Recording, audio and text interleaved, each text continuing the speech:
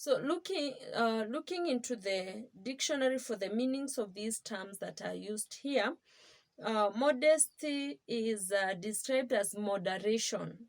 Moderation. To be modest, again, is said to is not bragging or boasting about oneself or one's achievements.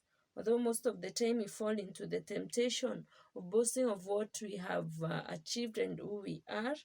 So the dictionary links modesty to not boasting or bragging. Propriety is described as correctness of behavior and or morals. Decency is moral uprightness, or informally used to mean sufficiently clothed.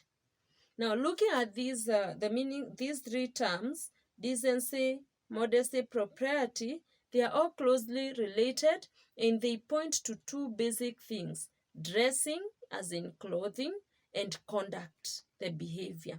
And when Paul uses them, then it means that he wants to address how women dress physically and the kind of behavior we exude in church.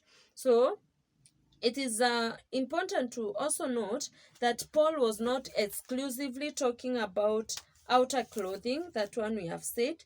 He was addressing something but including the outer meaning and the inner, the inner conduct, the inner motivations.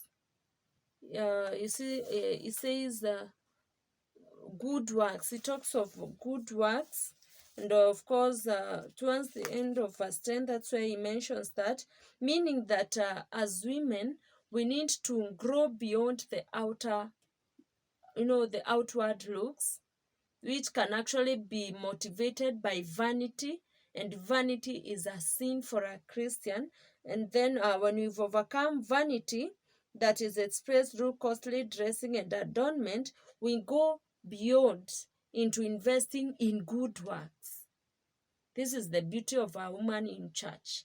To go beyond dressing is not saying we should not dress costly clothes. It's not saying we should not adorn ourselves, but I believe he is advising us women not to be lost into vanity, so that we look into the outer appearance. Rather, we should outgrow that level and move to the level of investing in good works in the church. The good works, for example, of charity. If we are going to afford expensive clothing, then perhaps we should also afford to show mercy to the needy, so that we will dress ourselves in good works, as he says in verse 10. Remember, the Bible at some point talks about the religion that God acknowledges is one that takes care of the orphans and the widows. So it means, as women, this is something we need to give a clear thought into, so that our beauty can be inside out. Again, even in real life, honestly, most of the time we can easily fall into the temptation of excesses. And anything extreme, any kind of extreme and excesses are not actually godly. And for Paul to remind women this in their conduct and their worship is a good gesture for us to look into our lives and save ourselves from excesses.